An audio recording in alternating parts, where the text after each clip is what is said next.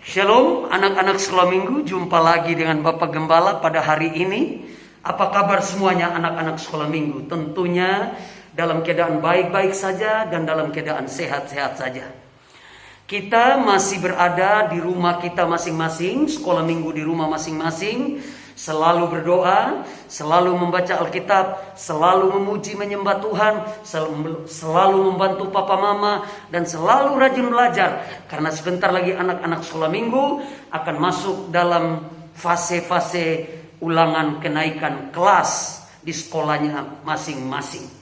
Baiklah anak-anakku sekalian, kita ambil Alkitab kita, semua ambil Alkitab.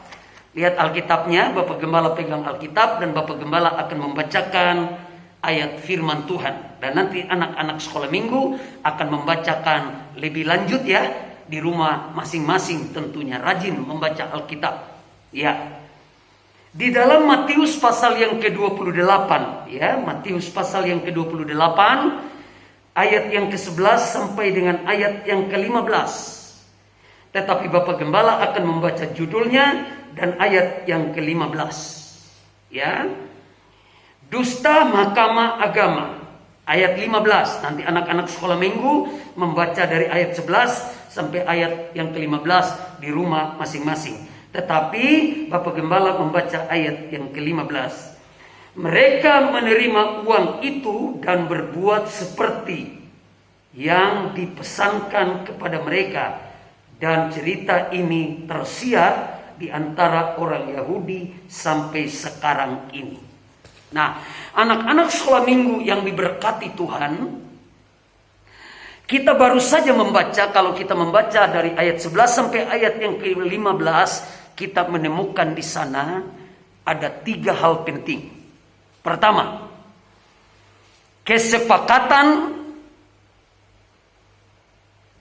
berdiskusi melahirkan dusta, bohong, penipu, dan seterusnya. Ajakan-ajakan daripada orang-orang yang ada pada saat itu berkaitan dengan kematian Tuhan Yesus. Mereka mengajarkan kepada sekelompok orang untuk berbuat dusta.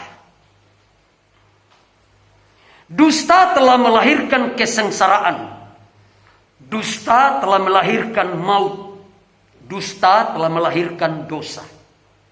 Nah, anak-anakku sekalian yang diberkati Tuhan, anak-anak sekolah minggu tidak boleh berdiskusi, berbicara, berbohong, berdusta yang hanya melahirkan masa depan kita menjadi hancur. Anak-anak sekolah minggu belum waktu dan tidak boleh.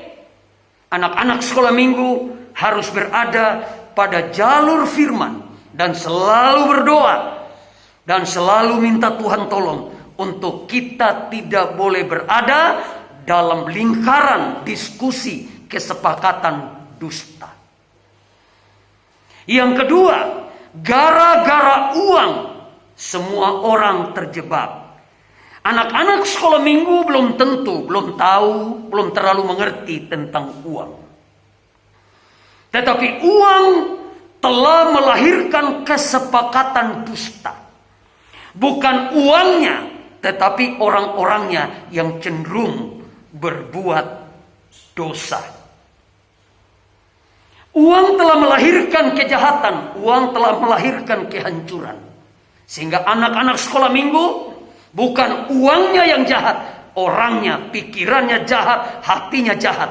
Sehingga melakukan kejahatan, pada akhirnya dosa. Yang ketiga, apapun yang kita buat pasti terbuka di mata Tuhan. Tidak ada kesepakatan dusta yang tidak menerima konsekuensinya. Pasti hancur dan mati. Mari kita berdoa. Bapa yang ada dalam sorga, berkati anak-anak sekolah minggu ini. Biar mereka selalu takut akan Tuhan. Mulut pikiran mereka selalu jujur. Mereka tidak berada dalam dusta, dosa yang membahayakan. Dalam Kristus Tuhan. Amin.